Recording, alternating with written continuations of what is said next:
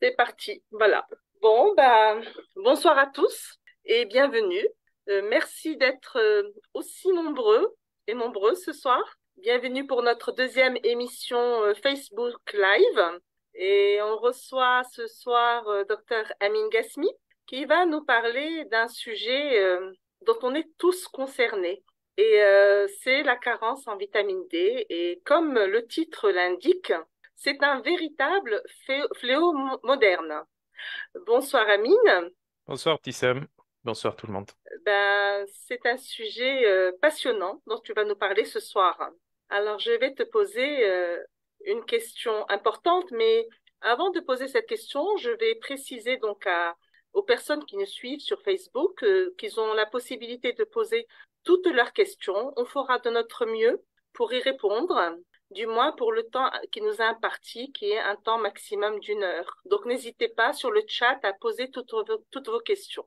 Alors, Amine, je vais te poser une question aujourd'hui, du moins quelques questions, mais la première, ça va être, c'est quoi la vitamine D en fait? La vitamine D, on entend parler énormément. Est-ce que tu peux nous en dire plus sur cette vitamine? Oui, donc oui, question importante et donc effectivement la vitamine D est comme son nom l'indique une vitamine, mais c'est pas que c'est une pro-hormone. Alors ça dépend comment on voit les choses et ça dépend de quelle forme de vitamine D on parle. Si on parle de la vitamine D alimentaire, celle qu'on trouve dans les aliments, ou celle Mhm. qu'on synthétise dans la peau, parce que on a un processus qui ressemble un peu à la photosynthèse chez les végétaux. Les végétaux vont synthétiser de la chlorophylle. Nous, on synthétise de la vitamine D à partir des rayons solaires. Et c'est la même vitamine D qu'on trouve dans les aliments, par exemple le poisson, les produits laitiers, etc. Et si on parle de cette vitamine D qui n'est pas bioactive, qui est on va dire une molécule précurseur de ce qui va donner après la molécule qui sera bioactive. Si c'est cette molécule-là, c'est une vitamine. C'est une vitamine D'accord. et on pourrait dire aussi que c'est une pro-hormone stéroïdienne. Pro-hormone, c'est-à-dire précurseur. Maintenant, si on parle de la vraie vitamine D bioactive, celle Mhm. qu'on obtient dans le rein parce qu'on a deux hydroxylations, on a une qui se fait dans le foie et ensuite la deuxième qui se fait dans le rein et qui se fait dans le rein et très accessoirement dans une bonne partie des cellules aussi, mais en toute petite quantité. Hein, la 1,25 d'hydroxyvitamine D. Celle-ci est une hormone stéroïdienne. Donc, c'est la forme bioactive, la 1,25 d'hydroxyvitamine D. On peut dire que la vitamine D a les deux casquettes. Une vitamine parce qu'elle obéit aux 5 critères que doit avoir une vitamine. Voilà. Et puis, en même temps, c'est une hormone stéroïdienne parce qu'elle provient du cholestérol, un dérivé de cholestérol, le 17 d'hydroxycholestérol, qui donne la vitamine D en 3 réactions au niveau de la peau, ou alors qu'on obtient aussi dans les aliments, et c'est exclusivement d'origine animale, puisque là, on parle de vitamine D3, il faut le préciser. D'accord. C'est celle qui nous intéresse. La vitamine D2, on la trouve dans les végétaux, mais c'est pas une bonne forme. Donc, je récapitule. Donc, la vitamine D3, dans les aliments, celle qu'on trouve dans les aliments, c'est une vitamine qui n'est pas active. Elle a besoin d'être activée. On est d'accord, c'est bien ça. Celle qu'on trouve dans les Tout à aliments. fait. Voilà. Et Et celle qui est c'est la même synthétisée, qu'on a dans la peau aussi. c'est la même qu'on a dans la peau, donc elle a besoin d'être activée. Par contre, celle qu'on va synthétiser au niveau des organes, donc au niveau du rein et du foie, elle est déjà active. Oui, alors c'est une vitamine qui va être synthétisée à partir de cette pro-vitamine, pro-hormone qu'on mange dans les aliments ou qu'on synthétise dans la peau. Donc c'est cette même D'accord. vitamine qui sera transformée.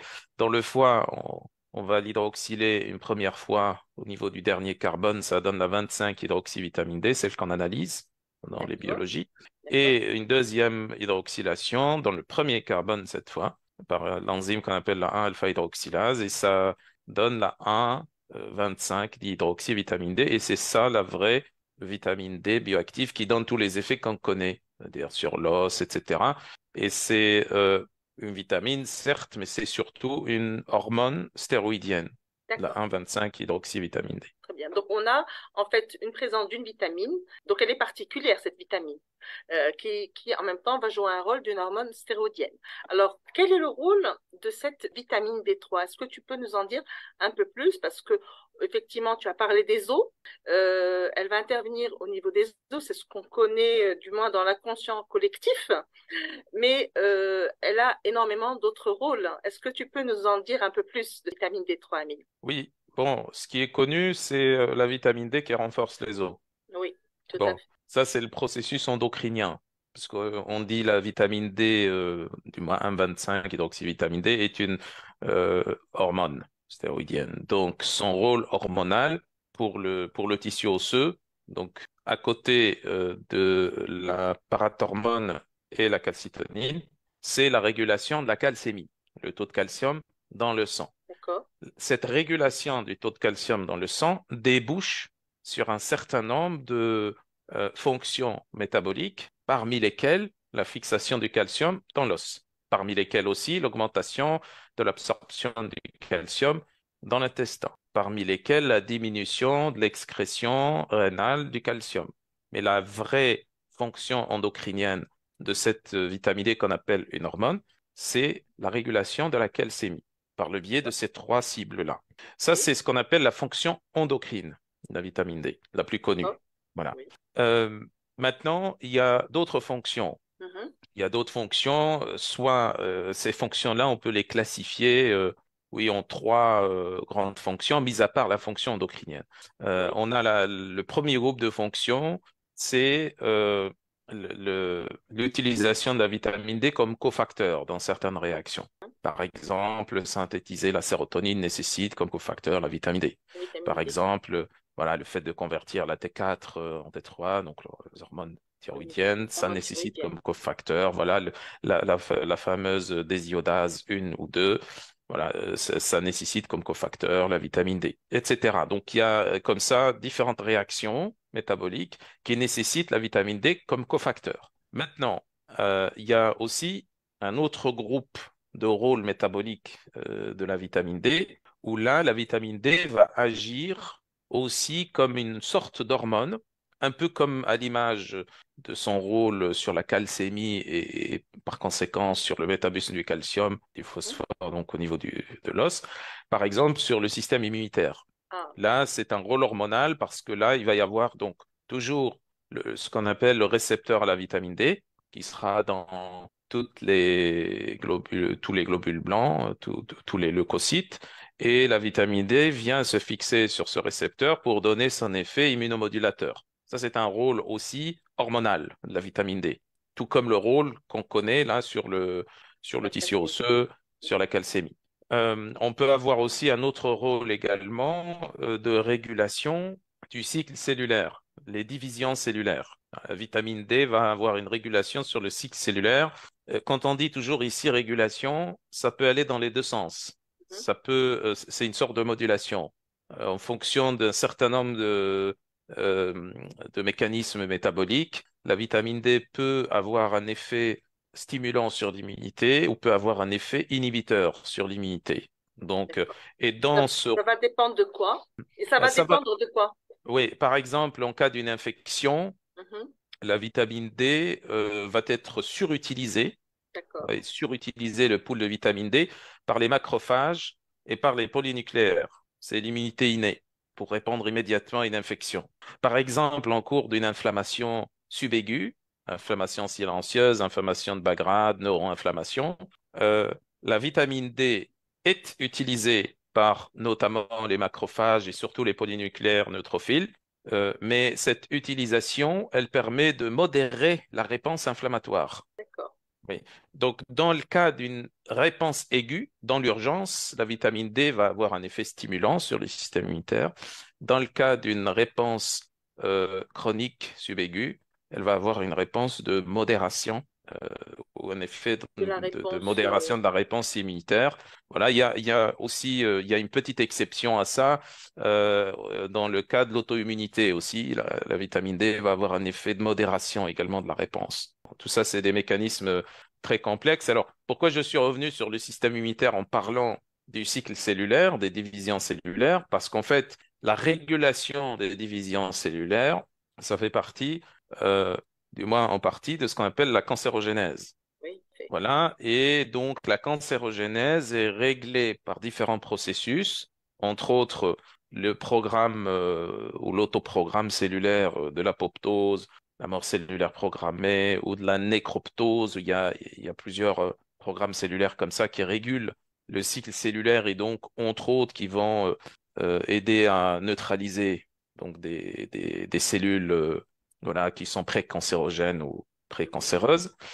Et alors, ça se régule également par le système immunitaire. En tout cas, une partie du système immunitaire qui fait partie aussi de l'immunité innée, les cellules NK, tueuses de cancer, et également les macrophages. Donc, d'accord. les NK, voilà, déclenchent de l'extérieur le processus d'apoptose et les macrophages phagocytent la cellule qui a été déjà détruite par le processus d'apoptose. Oui, Voilà, ça, ce sont quelques exemples euh, de ce deuxième groupe de rôles métaboliques, de la vitamine D. donc voilà, de la vitamine D, où là, on utilise un récepteur à la vitamine D. C'est pour ça qu'on dit que ce sont des rôles hormonaux, parce que là, une hormone fonctionne toujours avec son récepteur.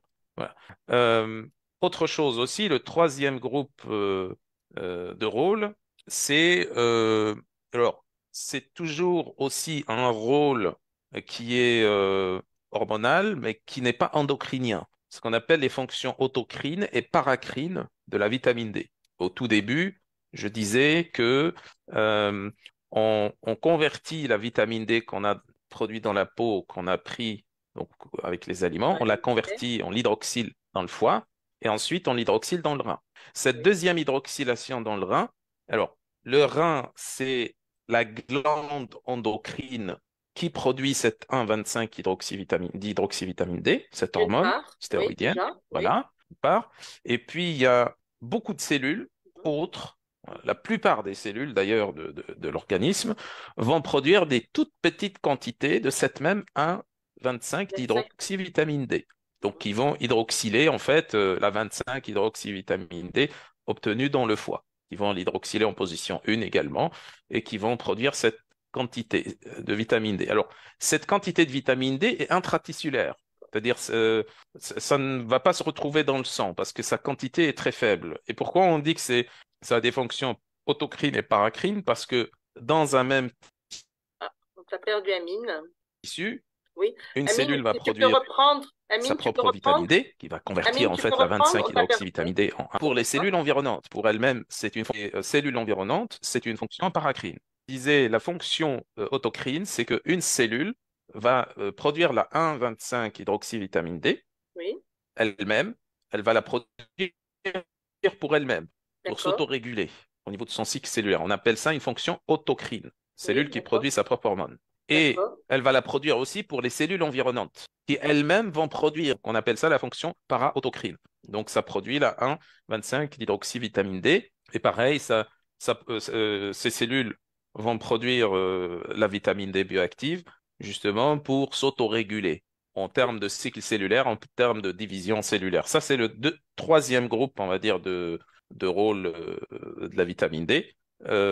Et donc, globalement, la vitamine D régule la totalité de l'organisme. En fait, c'est une hormone, c'est un peu à l'image de l'histamine ou de la mélatonine ou, voilà, ou de ces hormones un peu polyvalentes qui régulent toutes les fonctions métaboliques. D'accord.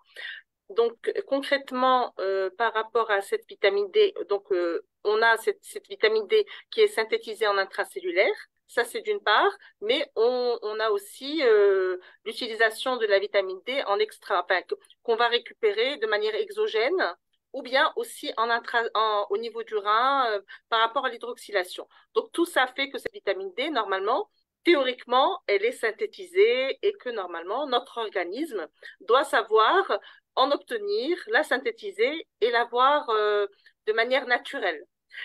Aujourd'hui, on sait qu'il y a énormément de carences, on va en parler tout à l'heure, mais maintenant, je vais te demander, Amine, où est-ce qu'on peut trouver la vitamine D? Où est-ce qu'on en trouve au niveau alimentaire? Oui, donc, alors, normalement, on a la source endogène ce qui est un peu un contresens.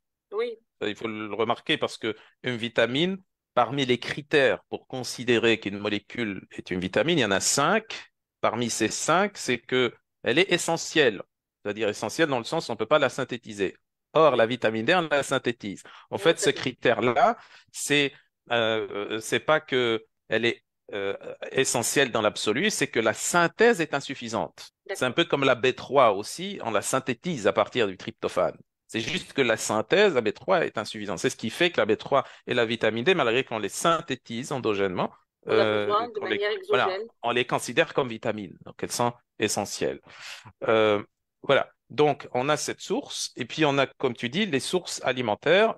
Dans les sources alimentaires, on a surtout tout ce qui est produits de la mer, donc poissons, les fruits de mer en général, etc. D'ailleurs, la principale source de vitamine D qu'on peut avoir aussi dans les compléments alimentaires, c'est l'huile de poisson.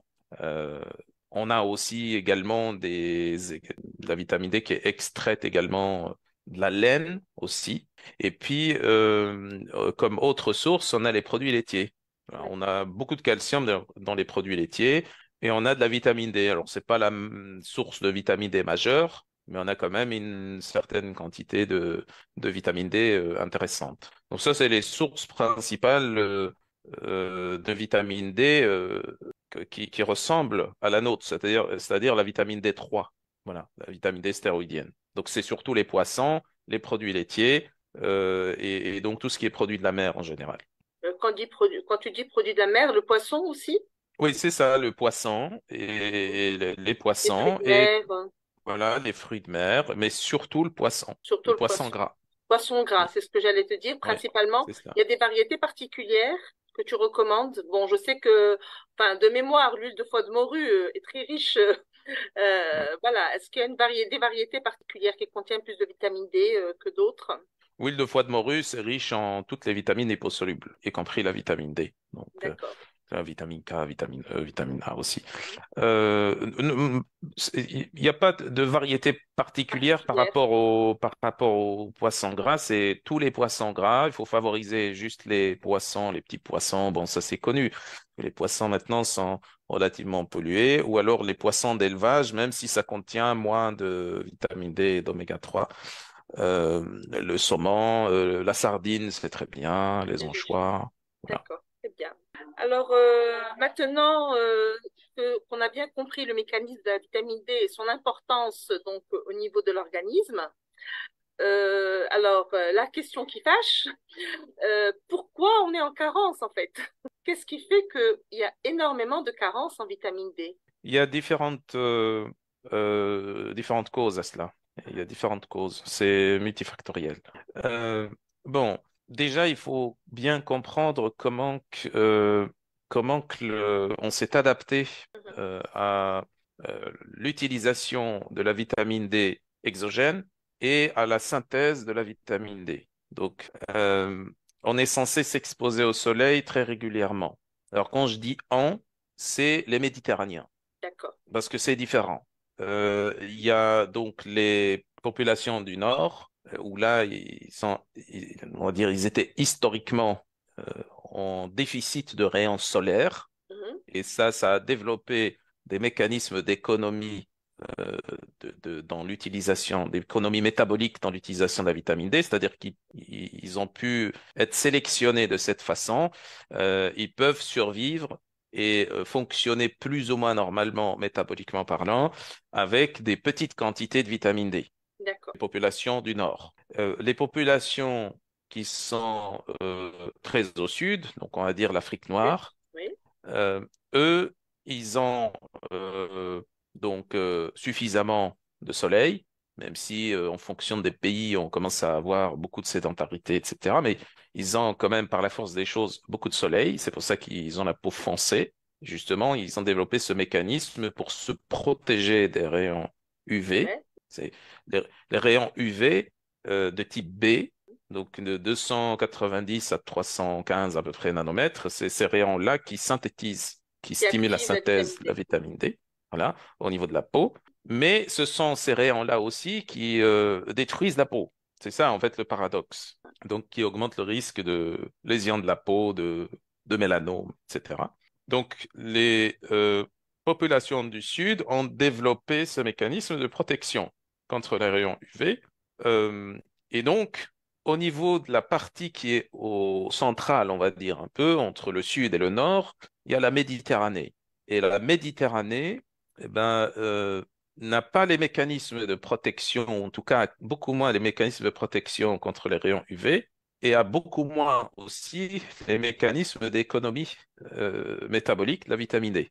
C'est cette population-là, au niveau de la Méditerranée, qui est la plus exposée au déficit en vitamine D, et pas uniquement exposée au déficit en vitamine D, mais aussi qui subit les conséquences de ce déficit. Parce que les déficits, on en trouve aussi dans les populations du Nord également, Mhm. beaucoup. Mais eux, vu qu'ils ont ces mécanismes métaboliques d'économie de la vitamine D, ils subissent les conséquences moins que les populations de la Méditerranée. Et comme ça, c'est un facteur, et D'accord. puis un autre facteur vient se superposer sur celui-là, c'est que avec la sédentarité, le mode de vie sédentaire qui Mhm. touche tout le monde, qui Oui, tout du sud au nord, ça touche tout le monde. On a une sorte d'uniformisation du style de vie qui fait que, eh bien, même si au sud ou en Méditerranée, il y a quand même assez de le soleil, soleil. Oui, voilà, même si c'est pas toujours le cas toute l'année, tous les jours, etc., oui, oui. du moins en Méditerranée, eh bien, la sédentarité fait qu'on se range sur le même style de vie et sur la même exposition solaire que les populations du Nord. C'est-à-dire que quelqu'un qui est sédentaire, il bouge pas beaucoup, il sort pas beaucoup. Par exemple, les secteurs du tertiaire, ben, c'est des bureaux dans des buildings fermés, etc. Euh, et donc, il y a toujours ce problème, ce grand facteur d'uniformisation du style de vie et donc de manque d'exposition au soleil qui vient se superposer sur la problématique qu'on avait citée auparavant qui concerne les populations méditerranéennes. Alors, ça, c'est deux facteurs qui se superposent. Oui, Alors, il y a les autres facteurs aussi que sont euh, les mutations. oui, Les mutations génétiques. Alors, les mutations génétiques jusque-là, c'est-à-dire jusque il y a plusieurs dizaines d'années, où on a commencé à se sédentariser de plus en plus. Alors, il y a entre les différentes régions du monde, les différents pays, il y a un certain décalage qui se compte en quelques dizaines d'années, à 20 ans, 30 ans plus ou moins, où la sédentarisation est venue s'installer progressivement aux États-Unis, par exemple, en Amérique du Nord. Bah, la sédentarisation a commencé déjà dès les années 30, l'Europe après la Deuxième Guerre, et puis en Afrique du Nord, etc. Bon, ça a commencé à s'installer 20 ans plus tard, 30 ans plus tard. Mais en tout cas, en gros, on a ce mode de vie qui s'est installé, sédentaire, qui s'est installé un peu partout, même si c'est de manière un peu décalée. Et alors, avant ça, avant cette vie sédentaire, les mutations génétiques ne posaient pas beaucoup de problématiques. Mutations génétiques sur le récepteur, la vitamine D, sur les enzymes qui hydroxylent, 25-hydroxylase, hein, alpha-hydroxylase, sur le transporteur, la vitamine D, protéines de liaison, voilà. Euh, toutes ces mutations génétiques, euh, eh bien, on les avait depuis longtemps, oui, voilà, depuis des dizaines de milliers d'années ou des centaines de milliers d'années ou plus. Mais ça ne posait pas de problème parce que il y a cette augmentation euh, de, de l'utilisation du pool de vitamine D. C'est-à-dire le besoin en vitamine D a augmenté avec la sédentarité, puisque la sédentarité produit de l'inflammation, oui, voilà, entre autres, ça produit de l'inflammation, ça produit une acidification tissulaire, même si, bon, cette grille de lecture d'équilibre acide-basique est toujours très limitée. Mais il y a aussi ce facteur d'acidification tissulaire. Pourquoi? Dans ce sens-là, par rapport au calcium osseux, parce que la décalcification, la déminéralisation osseuse est un système tampon. Tout comme les bicarbonates des reins, c'est un système tampon. Donc, il y a l'acidification tissulaire, il y a euh, le, l'inflammation, l'augmentation de l'inflammation. Voilà, il y a l'augmentation des risques de tous les cancers, donc l'augmentation des voilà, de la cancérisation. Et toutes ces choses-là, il y a plutôt aussi la dépression, le manque de neurotransmetteurs, l'altération au niveau intestinal qui produit aussi de l'inflammation, qui produit aussi une surmobilisation du système immunitaire. Voilà, il y a toutes ces problématiques-là qui ont augmenté et donc qui, par conséquent, ont augmenté nécessairement le Le besoin besoin en en vitamine vitamine D. D. Oui. Voilà, donc ça, c'est un autre facteur qui vient se superposer aux autres facteurs également. Voilà. Et plus, on va dire, des interactions autres avec l'environnement, notamment qui se manifestent par le microbiote, par exemple. Les dysbioses microbiennes euh, profondes produisent aussi une surutilisation de la vitamine D, ça produit de la résistance aux récepteurs à la vitamine D au niveau intestinal, ça produit toutes ces problématiques-là qui augmentent également le besoin en vitamine D. Il y a toutes les adaptations épigénétiques qui sont dues, euh, mis à part les mutations génétiques, ça c'est autre Mhm. chose, on en avait parlé, mais les adaptations épigénétiques qui sont dues au fait que euh, donc le mode de vie sédentaire parmi ses conséquences au niveau épigénétique, ben, c'est la diminution de la capacité d'expression d'un certain nombre de gènes, Mhm. parmi lesquels les gènes qui codent pour le récepteur à la vitamine D, pour la protéine de liaison, etc. Donc il y a tous ces phénomènes-là qui se sont mis ensemble, voilà, pour augmenter le besoin en vitamine D et pour diminuer l'efficacité de la vitamine D et pour donner donc cette pandémie de déficit ou de carence en vitamine D. Carence en vitamine D. Mm. Donc, par rapport à tous ces facteurs, concrètement, Amine, tu as parlé d'exposition au soleil. Si par exemple, si aujourd'hui, ben, les personnes s'exposent beaucoup plus au soleil, est-ce que ça va augmenter la synthèse en vitamine D? C'est souvent, on se pose souvent cette question. On dit, bah tiens, je me suis pas suffisamment exposée au soleil. Et selon toi, est-ce que c'est une réponse à cette carence en vitamine D, l'exposition au soleil? Pas toujours. C'est important de s'exposer au soleil. Euh, alors, il ne s'agit pas juste de la quantité de vitamine D. Mhm. Il s'agit aussi de la capacité à convertir cette quantité en forme bioactive. Il s'agit aussi de la capacité qu'elle puisse fonctionner Oui, en rapport avec le récepteur. c'est Voilà, il y ça. a tous ces mécanismes-là.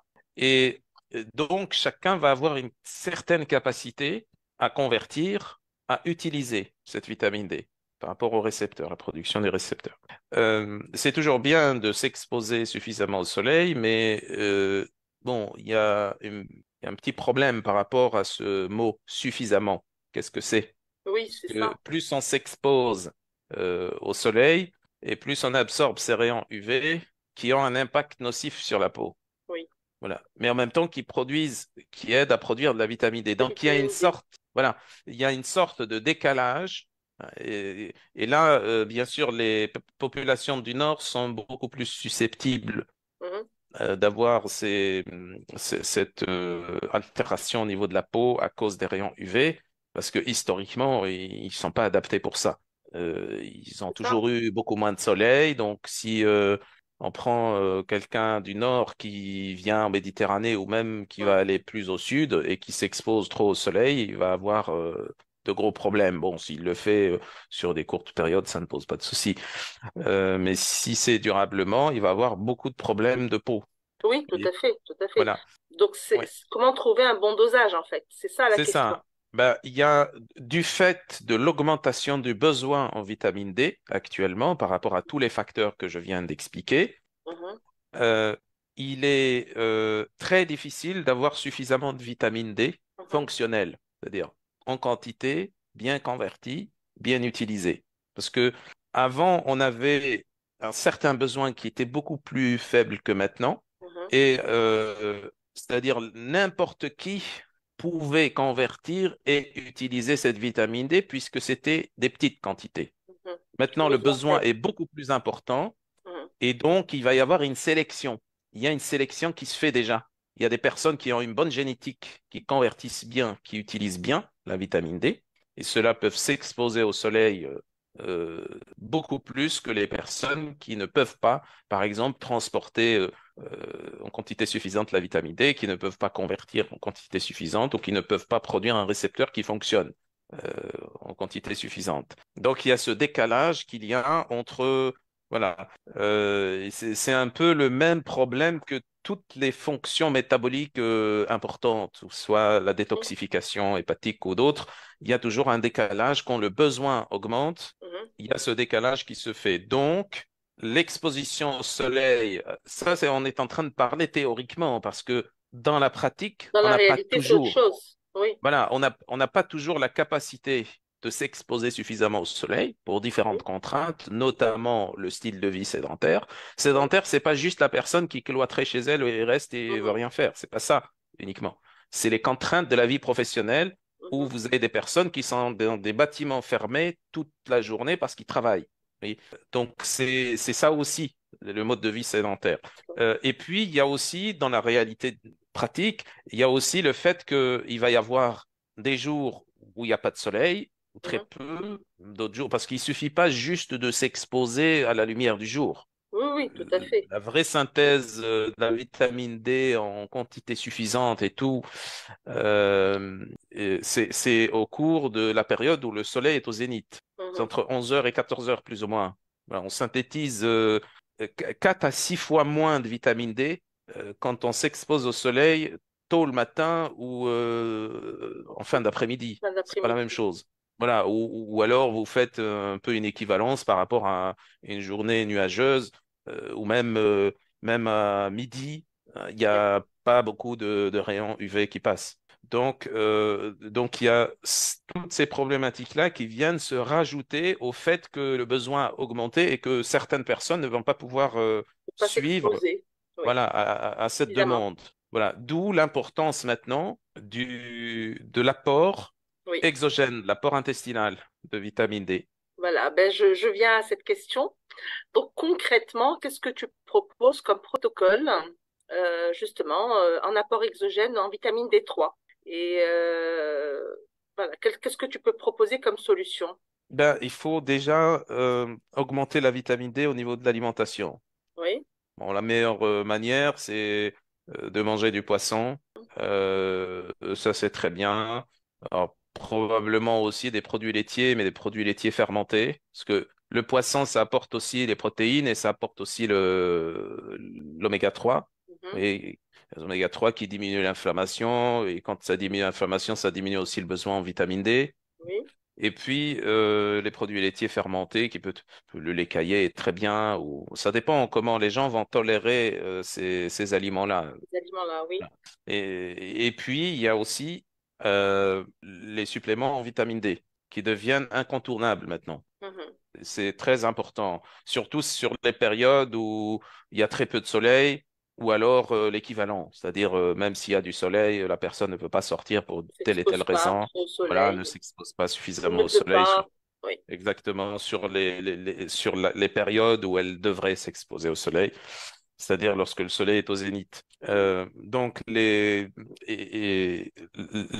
y a aussi un gros problème au niveau des biologies, des analyses également, Mhm. surtout au niveau de la limite inférieure. Oui. Bon, ça, peut-être qu'on en parlera. Mais en tout cas, en fonction du niveau de déficit, ben, on va avoir des utilisations des suppléments de vitamine D de différentes façons et sur différents dosages également et sur différentes périodes. Mais ce qui est important à signaler aussi, avec ce problème de résistance de récepteurs à la vitamine D, il y a un gros problème surtout. Alors, la résistance du récepteur à la vitamine D commence principalement au niveau de l'intestin déjà. Ça commence là-dedans. D'accord. Et puis, ça peut s'étendre sur le reste parce qu'au niveau de l'intestin, on a l'intestin grêle, donc on a le plus gros du système immunitaire et donc l'inflammation est centrée au niveau intestinal et ça part de l'intestin vers les autres organes, les autres tissus. Et puis, les dysbioses peuvent également produire cette résistance du récepteur à la vitamine D. Mais en même temps, si on prend des doses très élevées de vitamine D sur une longue période, ça peut produire aussi de la résistance. C'est un peu le même phénomène qu'on a avec le cortisol, la résistance des récepteurs au cortisol, la leptine, la résistance des récepteurs à la leptine, Oui. ou l'insuline, Sur une ce qui est longue plus période. connu. Ouais. Voilà, c'est l'insuline, quand on mange trop de sucre, on produit trop d'insuline et sur une longue période, ça produit de la résistance au Résistance à récepteur à l'insuline. l'insuline. Pourquoi on a de la résistance? Parce qu'on produit des quantités énormes d'insuline Donc les et le récepteurs sont gène, plus fonctionnels. voilà, le gène qui code pour le récepteur à Mhm. l'insuline ne peut pas suivre sur le long terme en D'accord. termes par rapport à la quantité d'insuline qui est produite. C'est exactement le même phénomène qu'on a aussi avec toutes les hormones d'ailleurs et tout ce qui fonctionne avec des récepteurs, donc y compris la Et vitamine D. Voilà. Donc, qu'est-ce que donc concrètement, si tu devrais donner des conseils, est-ce qu'il y a un protocole particulier? Est-ce qu'il y a une forme de vitamine D particulière à prendre? Tu recommandes plus en dose journalière ou bien en dose hebdomadaire? Enfin, oui. parce que il y a beaucoup de questions dans ce sens-là et c'est intéressant de savoir qu'est-ce qu'on fait et pourquoi. Mm. Oui, alors il y a une ou deux informations que je ne donnerai pas ici parce que ça dépend de l'état de la personne et parce que c'est un live public, on n'a pas que des médecins ici Oui, ou des professionnels de santé. Voilà. Donc, mais d'accord. sinon, donc le dosage exact, ben, on peut Oui, pas. Voilà. d'accord. Et même les notions de durée également, on peut pas. Oui, Mais bien sûr. sinon, pour le reste, là, par exemple, sur la question sur Sur les les doses formes. journalières et les formes, bon, les formes, peu importe la forme de vitamine D, ça peut être de la vitamine D euh, en poudre sous forme sèche. Mhm, Ça peut être, c'est-à-dire en poudre, c'est des comprimés ou des gélules, peu importe mhm. la forme galénique. Ou alors les formes liquides, donc en huile, donc Oui. en gouttes. Mhm. Euh, Peu importe la forme. Peu importe. Oui, L'essentiel, c'est que puisque c'est une vitamine liposoluble, c'est que ça soit pris avec du gras, oui. voilà, Donc, prendre avec de l'huile. avec de l'huile, par Mhm, exemple, de l'huile d'olive, ou au mhm. sein d'un repas qui contient de la D'accord. graisse, donc un repas complet Pour qui qu'elle soit mieux contient des sources de absorbée. graisse. Exactement, pour Oui. améliorer l'absorption. Et Mhm. alors, mis à part ça, les doses journalières sont plus importantes que les méga-doses sur un mois Oui. ou deux ou trois. Donc, c'est Donc, tu préconises les doses journalières. voilà, les doses journalières, pourquoi? Parce qu'il faut bien comprendre une chose ici, c'est que à chaque fois qu'on a une dose de vitamine D, qu'elle Mhm, soit petite ou méga dose, mhm. euh, cette vitamine D va être liée en majorité. Elle va être liée à cette protéine de liaison, ce qu'on appelle la VDBP, la protéine de liaison, la vitamine D. Elle va être liée, c'est une protéine qui est Mhm. circulante dans le sang, D'accord. voilà, et qui va transporter la vitamine D. Mhm. La majeure partie de ce qu'on va prendre comme vitamine D va être liée. Et cette vitamine D liée, elle est définitivement fléchée vers le tissu osseux. Elle ne va être utilisée que au niveau du tissu osseux. Les autres fonctions, donc elle va être utilisée dans la fonction endocrine, on va dire pour la régulation de la La calcémie, pour la calcémie. Oui. fixation du calcium dans le tissu osseux. Le reste de la vitamine D qui reste de cette prise, encore une fois, que ce soit une petite prise ou une très grosse prise, le reste va être utilisé dans les autres fonctions, les fonctions immunitaires, etc., ou les fonctions para-autocrines. Voilà. Mhm. Euh, donc, la problématique des mégadoses, c'est que ça sert uniquement au tissu osseux. Du moins sur toute la période. C'est sur les deux, trois premiers jours. Bon, on a toujours une petite quantité aussi de vitamine D qui va servir sur les autres fonctions, mais à un moment donné, il n'y en a plus. Il n'y en a La plus. Et pour... vitamine D, exactement, c'est la vitamine D libre, non liée, qui Mhm. agit sur les autres fonctions. Et D'accord. celle qui est liée à la protéine de liaison, elle est définitivement fléchée vers le tissu osseux. D'accord. Donc, c'est pour ça qu'il est toujours très important d'avoir des Mhm. doses journalières pour que tous les jours, on ait à la fois la quantité nécessaire pour le tissu osseux et la Vitamine D quantité liée. nécessaire pour le reste, pour toutes les D'accord. autres fonctions. Donc, ça, c'est important. Et alors, une autre chose très importante, il commence maintenant à y avoir plus d'infos sur également le rôle de la vitamine K2. Oui, j'allais te poser Voilà. la question. Alors, le rôle de la vitamine K2, on le connaît depuis un certain temps, hein, c'est pas, ça date pas d'hier.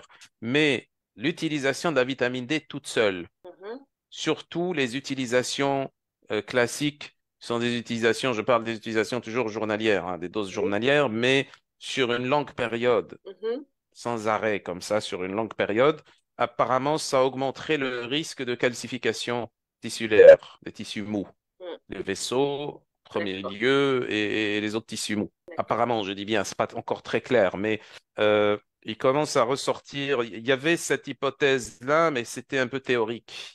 C'était appuyé par des petites études comme ça, un peu chez l'animal ou des études in vitro. Maintenant, il commence à y avoir un peu plus de données là-dessus. Donc, c'est toujours bien de combiner de la vitamine D avec de la vitamine K2. K2. Et le rôle de la Voilà. K2 à ce moment-là, ça va justement limiter cette calcification? Exactement, ça va limiter la calcification des tissus mous et ça va centrer le rôle de la vitamine D sur le tissu osseux. Très bien. Voilà. Et alors, il y a aussi un autre rôle un petit peu aussi controversé de la Oui, vitamine D, un rôle catabolique au niveau de l'os. C'est aussi parce que, en fait, ça aussi, il y avait des études sur ça, sur le fait que la vitamine D a des récepteurs sur les ostéoblastes qui permettent mhm, de fixer le calcium et de se différencier après en ostéocytes. Mais il y a des récepteurs de la vitamine D aussi dans les ostéoclastes. C'est ce qui dégrade le tissu osseux. Et mhm. avant, on se disait, ça, c'est des récepteurs pour inhiber les ostéoclastes. Mais maintenant, on voit qu'il y a quand même un certain nombre de faisceaux de données qui montrent que ça ne fait pas qu'inhiber. Parfois, ça peut activer les Ça peut ostéoclastes. activer le Voilà. stochastique et Et donc la donc, destruction. Ouais. exactement. Et donc, la vitamine K2 Mhm, étant un cofacteur de la vitamine D dans ce sens, pour mhm. avoir cette fixation du calcium de tissu osseux, apparemment, ça permet de favoriser l'effet inhibiteur des ostéoclastes et donc l'effet anabolique de la vitamine D dans l'os. D'accord. Donc, Voilà. il Et aura un puis, double rôle. c'est ça. Et puis, il y a le magnésium également pour convertir. On parle depuis tout à l'heure de la conversion de la Oui. vitamine D, du transport de la vitamine D. Tout ça, c'est le magnésium qui est cofacteur. Le magnésium est important. Donc, d'associer la Très vitamine important. D3, K2 avec du magnésium, donc en dose journalière. C'est bien ça. Exactement. Oui, D'accord. tout à fait. L'heure tourne, Amine, mais je vais poser la dernière question avant de poser les questions des participants sur le chat.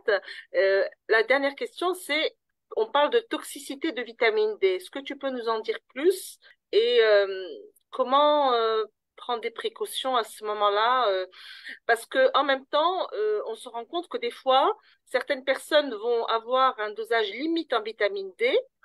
Pourtant, ils ont tous les symptômes de la carence en vitamine D, hein, même s'ils rentrent dans un, je dirais, dans un bon, dans les normes, si je puis dire. Bon, après, je crois que ça va être un autre débat. Mais du moins, pour la toxicité en vitamine D, à quel moment faut faire attention? Oui, alors ça nous renvoie vers l'analyse biologique de la 25-hydroxyvitamine D. Oui, En fait, au niveau de l'analyse biologique, il y a deux limites. Il y a la limite inférieure et la limite supérieure. La limite supérieure est exacte, c'est-à-dire d'accord. la toxicité est obtenue autour de 100, 110 en fonction des... Voilà. Mhm. Euh, c'est un peu plus vers les 110 que les 100, mais bon, par précaution, on est plutôt sur 100 maximum. Voilà, donc si on se rapproche trop de 100, il faudra commencer à s'inquiéter. C'est-à-dire, il faudrait arrêter, diminuer les doses. Bon, ça, c'est le médecin qui gère. Mais ça, c'est pour dire que c'est une limite exacte. Mais pour la limite inférieure, c'est une limite qui est très sous-estimée. Mhm. 30, on voit dans les études, il y a plein d'études sur maladies métaboliques, cancer, inflammation, un tas de trucs qui montrent que systématiquement, il faut avoir une vitamine D qui, dans certains cas, supérieure à 45, dans certains cas, supérieure à 60, même dans certains cas, supérieure à 80, à 25 hydroxyvitamine D, nanogrammes par millilitre. Donc, la toxicité de la vitamine D, alors elle est un peu différente entre la vitamine D non hydroxylée, celle qu'on a dans le complément, l'aliment ou celle qu'on synthétise dans la peau. Cette vitamine D-là, elle a plus de toxicité que la vitamine D qui est hydroxylée. D'accord. Donc, cette vitamine D est plus toxique que la 25-hydroxyvitamine D qu'on obtient dans le foie. Et la 25-hydroxyvitamine D est plus toxique que la 1-alpha 25-hydroxyvitamine D qu'on obtient dans les reins. Donc, plus la vitamine D devient bioactive et moins et plus hydroxylée, plus bioactive, et moins elle est toxique en termes de. C'est pour ça que tout à l'heure, j'ai pas voulu parler de dosage et tout, et de durée, Oui. etc. Voilà, parce que ça dépend des situations et c'est quelque chose de relativement complexe. Mais la toxicité de la vitamine D est décrite, même s'il n'y a pas beaucoup de preuves, Mhm. mais elle est décrite dans la littérature. Euh, et donc, il faudrait avoir, alors si quelqu'un est très carencé en vitamine D, il n'y aura pas de problème. Il faudrait supplémenter, il faudrait faire monter le taux de vitamine D, mais en tout cas, il faudrait toujours surveiller la limite supérieure, ne pas La limite trop se supérieure. rapprocher de la limite supérieure. Voilà, donc il y a de la marge. Je crois qu'au Il y niveau a de de la la limite marge, hein, par supérieure, rapport il y a de la au marge. taux actuel, il y a beaucoup de marge. Oui, Oui. très bien. Ok, ben, je vais passer aux questions. Il y en a beaucoup, donc je vais sélectionner quelques questions. Euh, voilà. Donc, bon, là, on demande la posologie et le risque de toxicité. Donc, ça, tu as déjà répondu. Oui. Alors, une question. Si la vitamine D contenue dans les aliments est sous forme de précurseur, donc on doit subir la double hydroxylation, comme celle de la peau, peuvent vivre les gens qui ont une mutation génétique? Ceux-là, ils doivent justement, ceux-là, ils doivent prendre beaucoup de vitamine D pour Oui, avoir un petit peu qui soit hydroxylé. C'est comme ça que ça fonctionne. Quand on parle de mutation, ça ne veut pas dire qu'il y a zéro activité de l'enzyme. L'activité de l'enzyme, la vitesse de l'enzyme diminue. Du moins sur ces cas-là, parce qu'il y a des mutations qui peuvent augmenter la vitesse de l'enzyme, mais on n'a pas ça ici dans la voie de la vitamine D. Euh, donc, la vitesse de l'enzyme diminue et donc pour compenser l'effet de cette enzyme, pour l'augmenter ou tenter de l'augmenter un maximum, il faut les cofacteurs, mhm, magnésium par exemple, du et il magnésium, oui. faut beaucoup de vitamine D. Donc, Voilà, on et apporte beaucoup de vitamine D en supplémentation exactement, pour avoir un minimum. pour Et donc, espérer avoir un minimum. Oui, donc concrètement, pour savoir est-ce qu'on a ce minimum, il faut la mesurer et c'est ce qui arrive souvent, parce que les gens, souvent, arrivent en disant, ben, je n'arrête pas de prendre de la vitamine D, mais ça n'augmente pas. Ça peut expliquer à ce moment-là. La mutation génétique peut expliquer. oui, les mutations génétiques peuvent s'expliquer, mais il y a aussi tout un contexte qui peut expliquer ça. Si la personne a beaucoup d'inflammation, des maladies inflammatoires depuis un certain temps, surtout des maladies intestinales, beaucoup de dysbiose et tout, bah, il y aura un besoin accru en vitamine D. Donc, quelle que soit la quantité qu'elle va prendre, bon, Va ce être sera, consommé. ouais, ce sera pas suffisant. Et alors, il y a la résistance du récepteur qui peut aussi expliquer ça. Et ça ne veut pas dire que puisque quelqu'un a une quantité suffisante selon les normes classiques 30, 35, 40, Mhm. ça veut dire que c'est suffisant. Parce que cette personne, en ayant une mutation du récepteur, elle va avoir besoin de beaucoup de vitamine D pour qu'il y ait un petit peu qui se fixe sur le récepteur, parce que Oui, cette l'affinité du réaction. récepteur diminue. Voilà. Oui. Donc, toutes ces problématiques-là font que il faut quand même avoir un taux. Et puis, il y a aussi, on n'a pas discuté de ça, mais c'est encore un autre sujet, la pertinence de l'analyse de la 25 hydroxyvitamine D, Oui. l'analyse Comment? biologique. Parce Oui. que là, c'est une forme précurseur encore. Oui. Et c'est pour ça qu'il faut quand même avoir des taux relativement élevés, toujours dans la norme, Dans la mais norme, oui. plus élevé que les 30 là, qui Oui. est la limite inférieure, en fait, quelqu'un qui a 30 il doit être considéré comme carencé en Mhm. vitamine D. Il Il est faut dans la beaucoup limite plus que ça. inférieure. Oui. Exactement. Alors, une autre question. Par quel mécanisme la vitamine D agit dans la dépression? Sérotonine, cofacteur pour produire la C'est un sérotonine. cofacteur de la Oui. sérotonine. Une carence en vitamine D prédispose au cancer et au diabète type 2 et aux maladies auto-immunes. C'est une question. Et on peut citer d'autres maladies aussi. Oui. D'accord. Donc, c'est vraiment, ouais. Maladies inflammatoires, non dégénératives. Maintenant, il y a à peu près toutes les maladies qui sont associées hein, au Mhm. déficit en vitamine D. Enfin, ça ne veut pas dire que forcément on aura toutes ces maladies, mais en fonction des susceptibilités Mhm. génétiques, épigénétiques, du style de vie de la personne, elle peut développer telle ou telle Des maladie maladies. avec un risque accru ou plus Mhm. important par rapport à sa Par, carence en vitamine D. par rapport à sa carence de vitamine Hmm. D. Est-ce que la vitamine D supporte la chaleur? Euh, très peu. Comme toutes les vitamines, ça ne supporte pas beaucoup la chaleur. Mais si la question, je ne sais Par pas rapport aux l'orientation de la question, poissons? ouais, oui. Bon, il y aura de toute façon une partie de la vitamine D qui va s'altérer, tout comme n'importe quel autre micronutriment qui va s'altérer aussi par la cuisson. Mais il y aura toujours une certaine quantité dans l'alimentation. Mais c'est l'alimentation et l'exposition au soleil, aujourd'hui, avec le mode de vie sédentaire, ne sont plus suffisants. Objectivement, c'est plus suffisant. Et d'ailleurs, tous les médecins le voient, qui lisent des biologies tout le temps, qui font des biologies de vitamine D, bah, c'est tout le temps bas, sauf les personnes qui se supplémentent en général. Ou dans des périodes où il y a beaucoup de soleil et les gens, l'été, etc., où les gens sortent tout le temps, etc. Bon, là, ça compense. Mais on n'a pas ça toute l'année. On n'a pas... Alors, c'est une question d'une personne qui demande, en cas d'antécédent de néoplasie, quel taux de vitamine D plasmatique est souhaité? Est-ce qu'il y a un taux particulier dans le cas d'une néoplasie? C'est une question un peu délicate. D'accord. Ça rentre dans le cadre. Enfin, Joker. les souhaités, c'est les normes. On reste dans les normes, hein. Oui, Le plus important, c'est qu'il y c'est ait élevé. Un taux d'accord. relativement élevé. On est toujours dans les normes, mais relativement élevé. Relativement élevé. Voilà. D'accord. Mais Joker. Joker.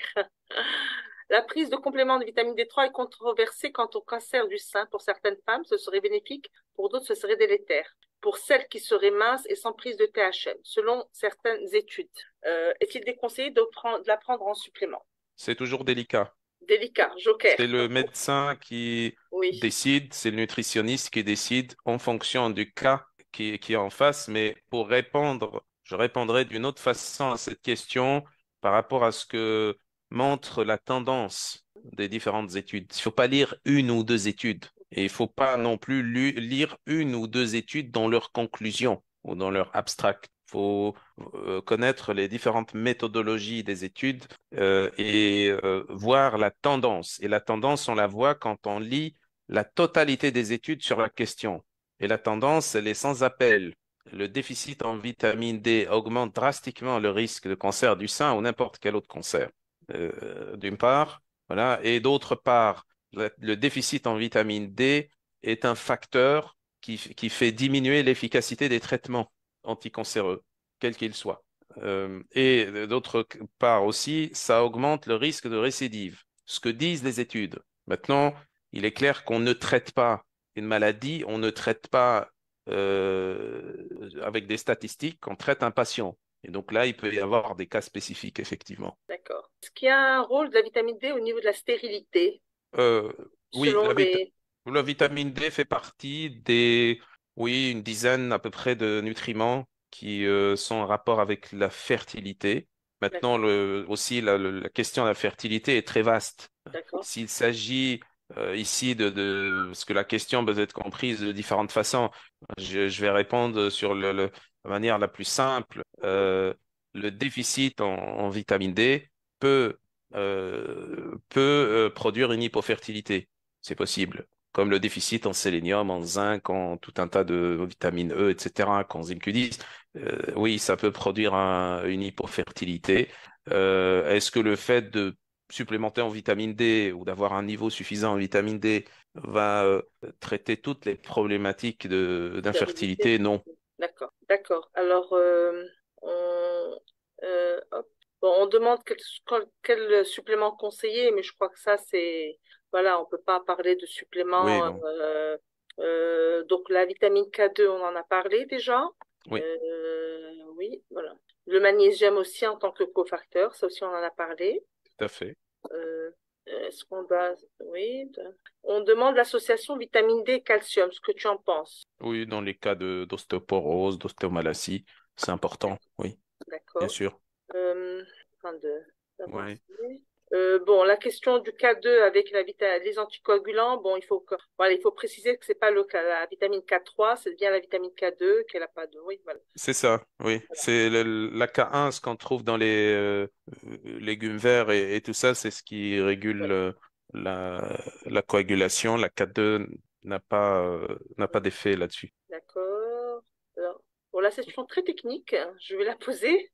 Suite à la Ok. lecture de l'étude de OTA 2020, je me demandais ce qui pourrait expliquer des taux de vitamine D plus faibles chez les personnes ayant la mutation MTHFR.